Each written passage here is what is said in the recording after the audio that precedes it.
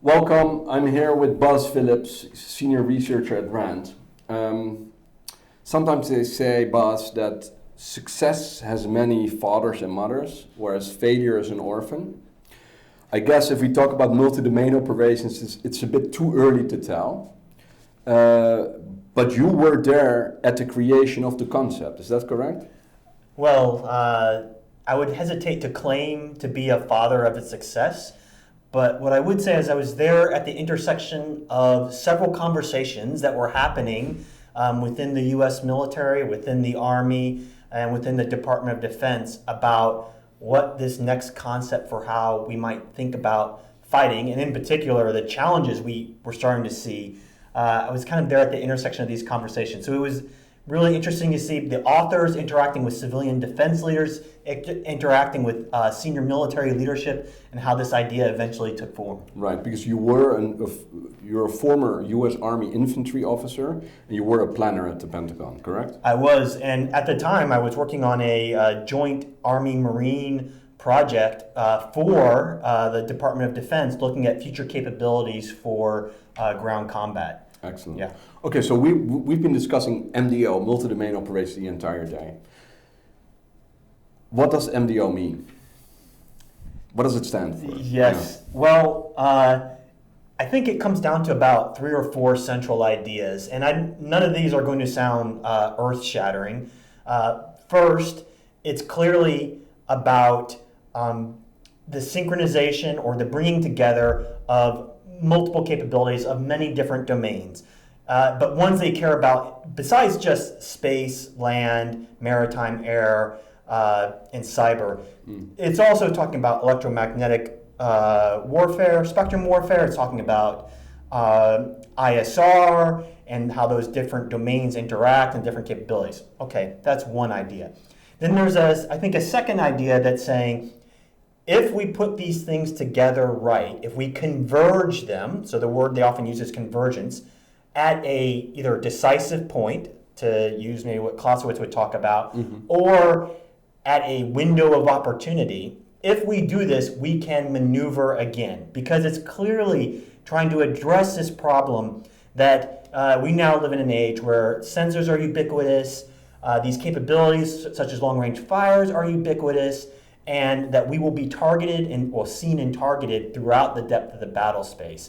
And so, well, how do you do this? How do you fight? And for the Army, how do you close with the enemy to actually secure terrain and hold terrain? Or if you're in the Navy, how do you actually have sea control for a particular spot to do what you need to do? Right. Yeah. Hey, and there has been quite some criticism pointed at MDO that it fails to articulate defeat mechanisms, right? It seeks to impose multiple dilemmas, and then what?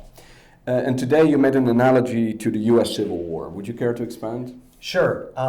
So I think the idea of multiple dilemmas is one of the most confounding of multi-domain operations, because it's easy to say I'm going to impose dilemmas, but to actually have tangible examples is really difficult. So I've tried to find these, and it's a challenge to find them. But one place where I read that really struck home with me was Little Hart's biography of Sherman, where he talked about so in the Civil War, General Sherman and his march to the sea, very famous in American military lore. But when you look at the dilemmas he imposed, essentially what Sherman would do is move his army to a place where he would cut off your supply line, and then you had a dilemma. Do you stay where you are, or do you attack him, or do you retreat? Or another dilemma would be, I can either march on Savannah, or I can march on the capital of Georgia.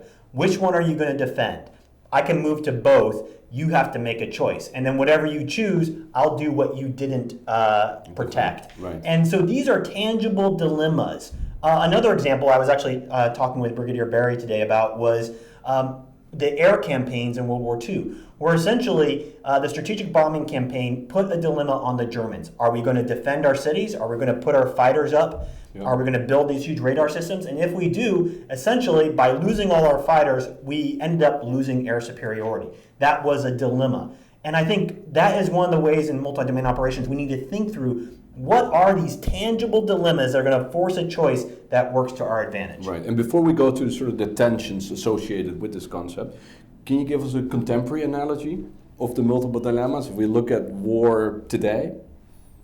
So, these dilemmas happen at different levels, tactical, operational.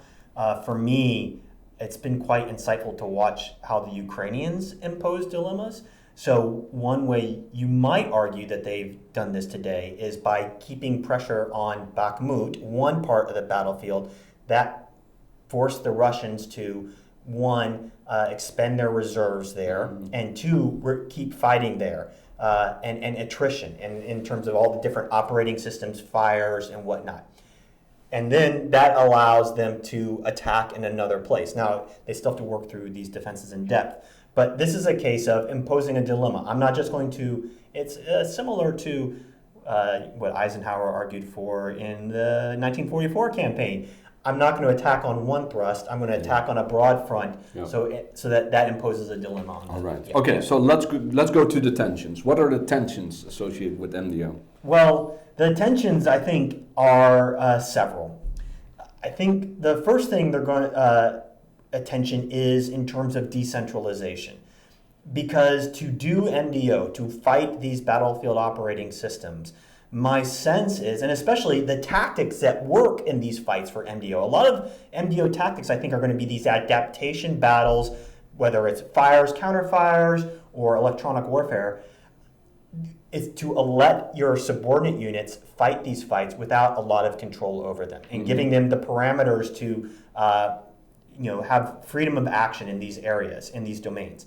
That decentralization goes again, or another idea would be adapt their equipment, adapt a UAS to do whatever they're trying to do where they are. That really works against the way we typically think in the military of how we control our systems. The second would be, I think, organizational.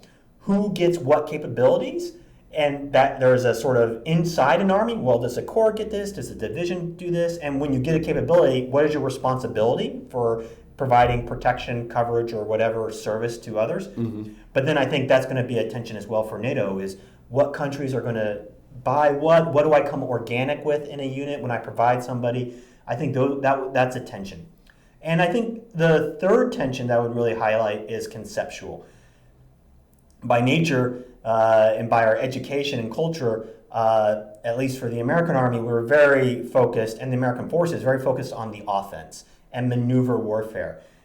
And I wonder how much MDO is ultimately going to be attritional and cumulative battles between these battlefield operating systems, and how much of this is really, in a sense, methodical battle, a sense of you create certain conditions, you get a certain objective, it's not a huge objective, it's not a huge breakthrough, and then you reset and you keep moving forward. So, these are all tensions that I think the challenge of them is they're all cultural. And that are often the two hardest challenges to overcome, and they're both significant. One is lack of money, because you don't have enough money to buy everything, and that will be a tension for MDO. But the second is your cultural preferences.